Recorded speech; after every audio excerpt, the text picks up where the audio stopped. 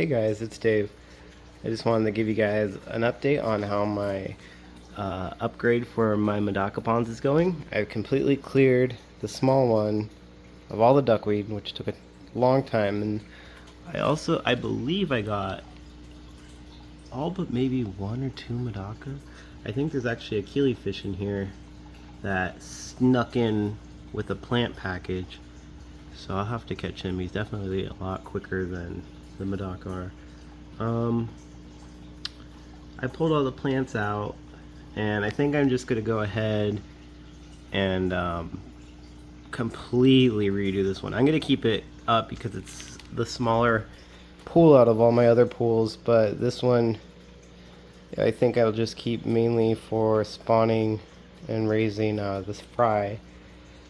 For this pool, I'm in the process of getting the duckweed out. I have all the filters off so I can see everything, but I've got all the plants and duckweed out of this one, and now I just gotta scoop these guys up and put them in the tank. But I did manage to set up a couple of the smaller tanks so that they're a little bit happier.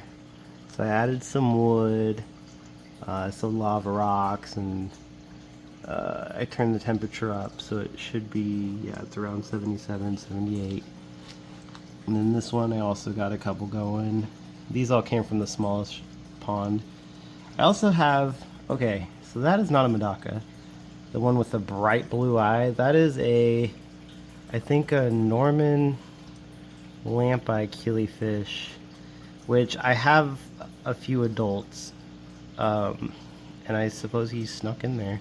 There's actually two of them in here, so I have to separate them. I don't think they're gonna, they're not closely related to ricefish, so I don't think they can mate with any of them, so I'm not too worried about it.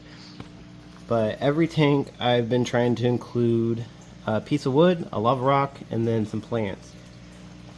So I pretty much stopped right here. I got the rock and the wood in, but as you can see, the plants aren't looking so well. I have a bunch of house plants on top that I've been growing, and it kind of blocks out the light a little bit. So I recently unblocked it, but it seems like I had it blocked enough to where it kind of thinned everything out. So I'll have to redo that. But yeah, it's a lot more complete than it was.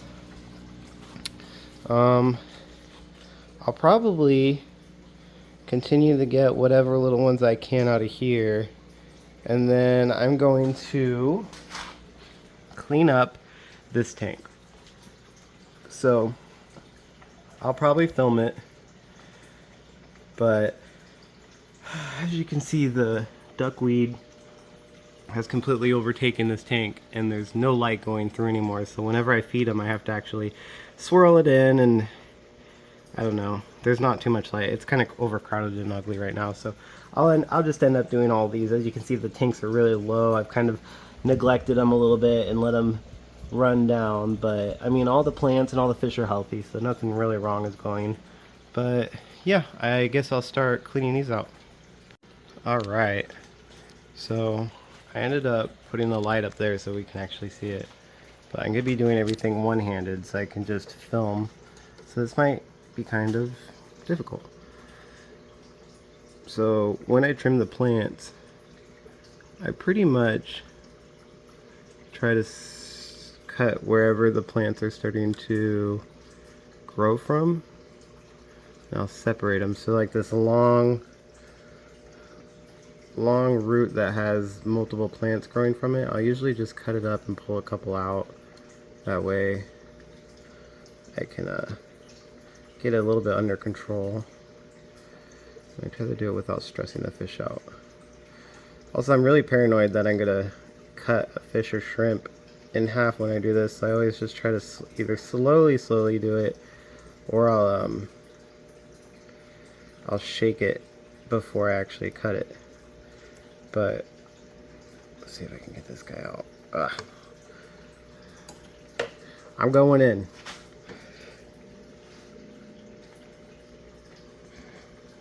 Alright. So a lot of these are going to be kind of annoying to pull out just because I have natural soil, so it's going to uplift a lot of dirt, but it should settle pretty quick. I just need to get a couple of these guys out. I want to try to do it without getting the roots out, but my gosh, they are really in there. Come on. Oh, there we go. I got like 2. Well, had 2. Yeah, when I'm doing this, all I'm really trying to do is I really just want to create one little area in the tank that has some space for them to swim around, because I really do think they prefer to be in a crowded setup like this. It's just, this is a little overkill for how many there are, so I'm trying to get all the duckweed out. My god, this is annoying. Okay, I'm gonna just do it before after. So before, woo, and here is the after. Which is quite a big difference, especially since the light can shine through and actually show what it is. So I cleared a big spot over here so they can chill out by the light, and if any food drops down, they can actually see it and retrieve it. But yeah, they're pretty happy. There's still a lot of sediment in the water, but overnight it should calm down and it'll be pretty clear again. But this setup is kind of a fun little experiment. I filled up a glass vase with some dirt and put some aquatic plants in there, and then put it in the aquarium so that they kind of have a little forest they can go to if they need to. Sometimes they do get stuck in there, but I think it's only temporary. They do find their way out eventually. I might end up moving this again, but so far it's been working out.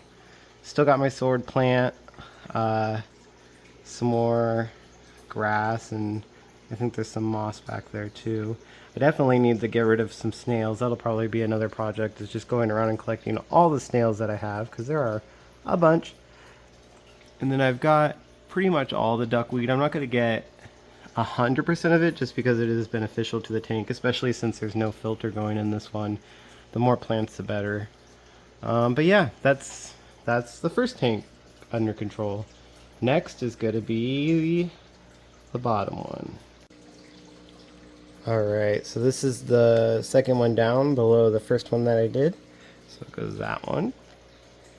And now, time for this one. So this one's just a flat tank with really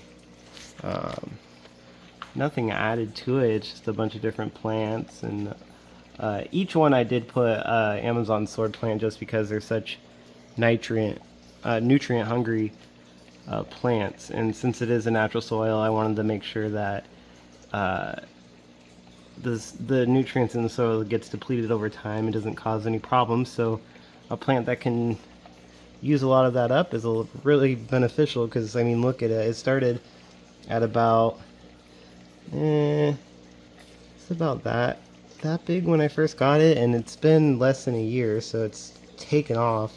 So I'm really happy I decided to get an Amazon sword. It really fills in the tank too. If the other plants aren't doing so well, or if something happens, the Amazon sword just takes everything up. And it's super green too. It's actually a darker green color than most of the other plants, so it looks really unique. But yeah, here's the before. Alright, and this is tank number 2, the bottom one. All I really did for this one was I trimmed up what was in front so that I can see them a little better, but yeah, there wasn't too much to do on this one other than just clearing it out and cleaning it up, scraping the glass. This one I noticed has just platinums in here. There's no other type. That's pretty cool. I'll probably keep them in here for a while. But yeah, we've got our tanks. I still have 2 more. So there's this guy. You guys can see the side and what it looks like.